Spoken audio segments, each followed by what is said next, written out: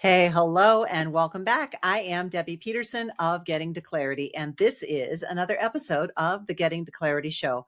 This is the place where leaders come to get the tips, tools, and techniques that they need to create more success in their leadership with less sacrifice to who they are in their life. And today we're talking about New Year's resolutions. Are your New Year's resolutions effective? Or you may say goals, depending on how you look at it. But as we approach the end of the year, many people begin to think about New Year resolutions. And it's a tradition, right? Some people celebrate them, but other people are a little more skeptical. And you may wonder whether setting New Year's resolutions is effective for personal and professional growth. Well, let's understand them a little better. New Year resolutions are commitments that we make at the start of a new year to achieve specific goals or changes in our lives, right? That's it. These resolutions often stem from some sort of desire on our part to improve, whether it's related to health, our physiology, our career, or maybe personal relationships. In a professional context, though, leaders might set resolutions, or maybe you label them goals, to enhance your leadership skills. Maybe it is about improving team performance or achieving certain business milestones. Whatever it is, let's understand the pitfalls of New Year's resolutions first.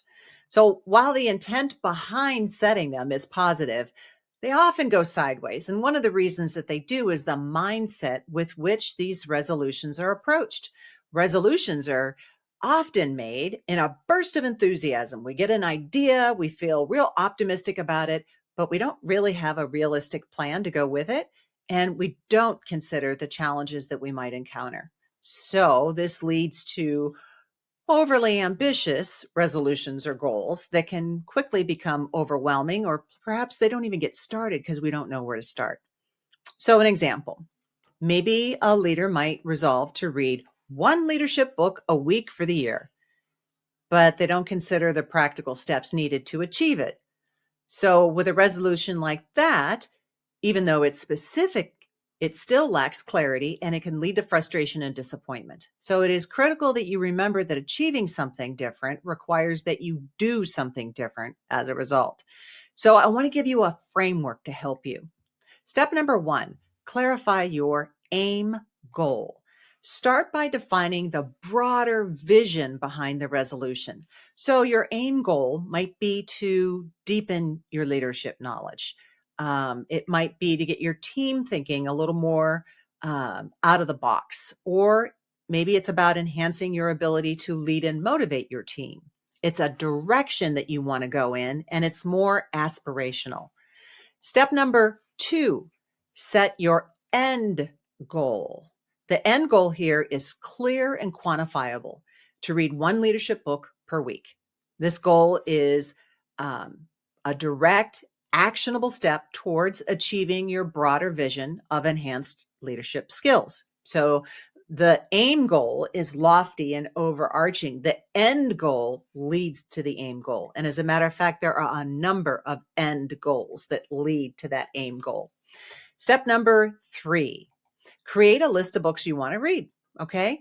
And develop the plan, meaning you will schedule regular reading times in your calendar. And maybe you even make a plan to share insights, what you learn, with your team or another professional group, because this holds you accountable. You've got to say it to someone else. And this can also enhance your learning experience. You're taking it in when you have to digest it and then speak it to someone else. Step number four, track your progress. Progress is feedback.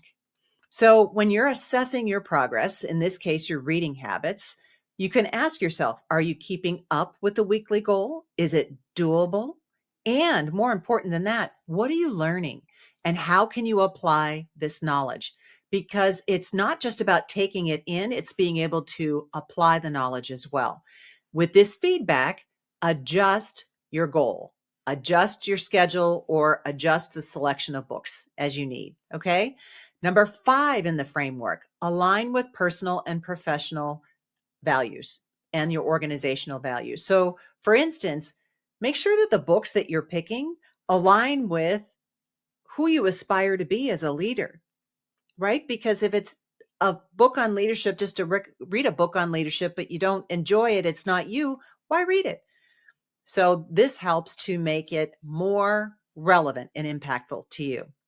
So implementing clarity-driven goal setting. That's what we're going to talk about next. As a leader, your first step is to gain clarity on what you genuinely want to achieve. This sort of clarity helps in setting meaningful goals and aligning them with your vision for your leadership, for your organization's growth, for your department's growth, whatever it might be. Start by identifying one specific area you want to improve in your leadership instead of everything. Okay, we're going to focus on the right things. It could be enhancing your decision-making skills, developing a more inclusive team culture, or improving your work-life integration. I don't say balance because balance doesn't exist. Next, consider how achieving this goal will benefit not just you. If you're in leadership, how is it going to benefit your team and the organization overall? So, for example, improving decision-making skills can lead to more efficient processes and better business outcomes. And it can help your team to feel more inclusive and build a culture that feels that way as well. Finally, think about the steps you need to take to achieve this goal. It could be seeking feedback, attending workshops, dedicating time for self-reflection, giving yourself that thinking time, because it's about the journey just as much as it is the goal itself. So what do you do next? As you approach the new year, set a resolution that resonates with your leadership vision. Start with one clear, achievable goal that aligns with your values and the needs of your team. And remember, the power of clarity-driven goals lies in setting realistic goals, remaining adaptable and flexible, and then consistently working towards them. It's not what you do sometimes, it's what you will do consistently. So for more insights on clarity-driven leadership and goal setting and how it can transform your professional journey, visit www.debbiepetersonspeaks.com. And there you will find the resources and the programs designed to help you harness the power of clarity in your leadership journey. So until the next time, here is wishing you awesome New Year's resolutions and the clarity that you deserve in doing so. So take care and bye-bye for now.